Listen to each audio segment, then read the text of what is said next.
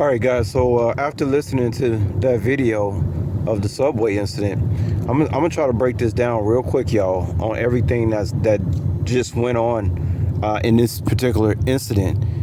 And I mean, I was laughing my ass off at first. Y'all know I'm like my own critic, man. I'm my own fan, y'all. I'm my own idol. You know what I'm saying? Because I'm able to look at myself objectively. You know. But anyway. Let's look at this. Let's break down this whole thing of this subway situation. First of all, the fact that it was 7:30 in the morning, and I walk in this subway, and I was real calm. You know, it's supposed to be calm. It's 7:30 in the morning, but it just seemed like, guys, it's so many things, so many things happening, like skits. Especially in my life, living in 3 different cities: New York, Chicago, and Las Vegas. I got this one video from back in the day I did in New York, y'all, where I'm explaining that I believe I have PTSD.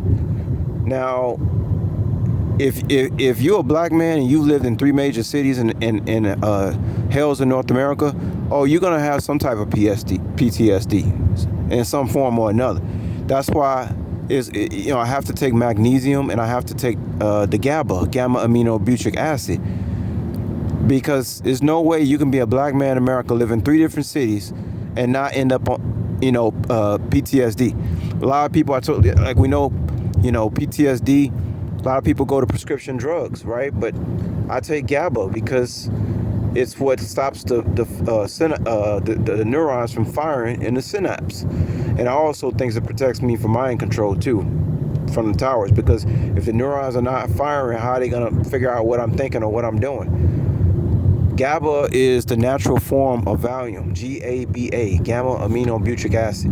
It's already in your brain, but it decreases as you age. And we know that this whole reality is predicated on distracting you and always keeping you on your toes, never being able to relax, just like the new police cars that they got out. You be chilling, and all of a sudden you hear, like they got the police cars got a new sound to them that sounds very disturbing.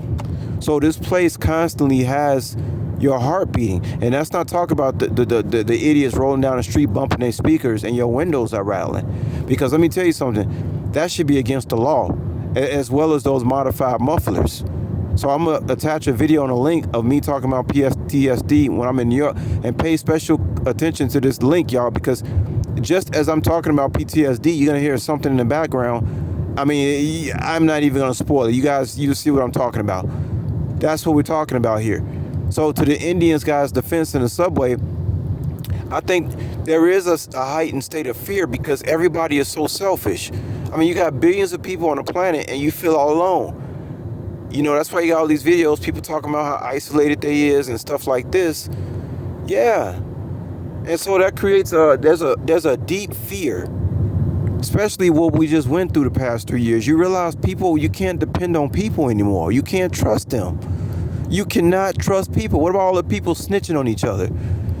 And we're not talking about, when we talk about isolation, we're not talking about being single or you living by yourself or anything like that. We're talking about you could be sleeping in the bed with your wife. You can have children. And your spouse is a narcissist. And that's why you got people on YouTube talking about the narcissism, right? Man, let me tell you something. Married people are some of the most loneliest people in the world. Everybody be thinking, oh, you're single. Sometimes you could be single and you can not lonely at all. It's all about the way you think and your perspective. You know, lately I don't feel alone because, man, I be flirting back and forth with so many girls. Like, I got girls, guys, it's so many girls that got me like a plan B. I'm going to talk about that in another video. I'm a whole bunch of females plan B. I mean, these guys, we know these guys screwing up because I'm on that plan B list with quite a few females right now. I'm going to talk about that. We're going to say that for another video. Okay? So to the Indians guy's defense, something happened where he thought he was locked in the bathroom. I don't think he was really locked in there. It was just something that triggered in his mind. Now, everybody seemed like they were under some form of mind control as they walked into that subway, including myself, because I couldn't even remember who opened the door or how it happened, even though I was standing right there. Somehow the Indian guy thought he was locked in the bathroom. Maybe he wasn't locked in the bathroom. But think about the situation with the woman worker there. Now, obviously, this guy had been screaming and banging on the door for maybe 2-3 minutes, right? Before, I walked in. Now the Asian guy was already there when I walked in, so I tell you the truth, it's like everybody switched up when I walked in. The Asian guy wasn't even gonna walk back there. Remember, I had to go to the restroom, and that's when the woman told me don't go back there. So she had already convinced the Asian guy before I walked in not to go back there. Okay? It was only because I had to go to the bathroom that something was done about this guy banging on the door. So I'm just like coming to his defense, the Indian guy's defense, and what possibly was going on before I got there. This could have been a straight up MK Ultra type of situation, y'all. Okay, these towers are at work, man. Everybody got a phone on them. What you think? You guys are lab rats, man. We lab rats. We are straight up lab rats. And some people are more deeper down the tunnel than others. Okay? Way deep down the rabbit hole. What about that lady who, when I had to go to the bathroom, she told me don't go back there and open the door. Now that shows you why a woman should not be in charge. I told y'all women weren't created to do righteousness. And it may be some women who feel offended by what I'm saying, but do we have to go back to the good book? We don't have to go back to the good book. I'm telling you, and when we talk about righteousness, we're not talking about morality. We're talking about doing what's right. That woman, that Indian, if nobody had came in that store, okay, that woman would have been stuck. That Indian guy would have been stuck in that bathroom because that woman would have refused to even go back there and see what the hell was going on.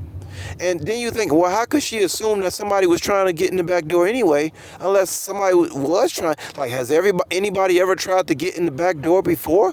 How does she know to tell me, don't open that back door? That's what made me believe that somebody maybe tried to rob the place before, or maybe something happened. I don't know what the case is.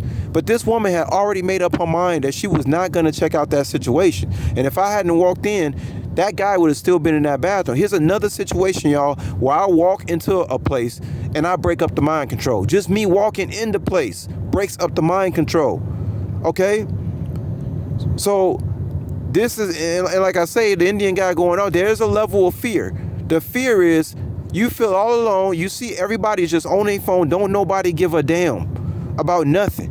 There's a deep-seated fear in me. I be thinking, hey, my car break down, who can I call? Like, there's no mechanics. You don't, like, guys are giving up. There's no manpower, y'all. I go to the Jiffy Lubes. You got queers working at the Jiffy Lubes. Queers are everywhere.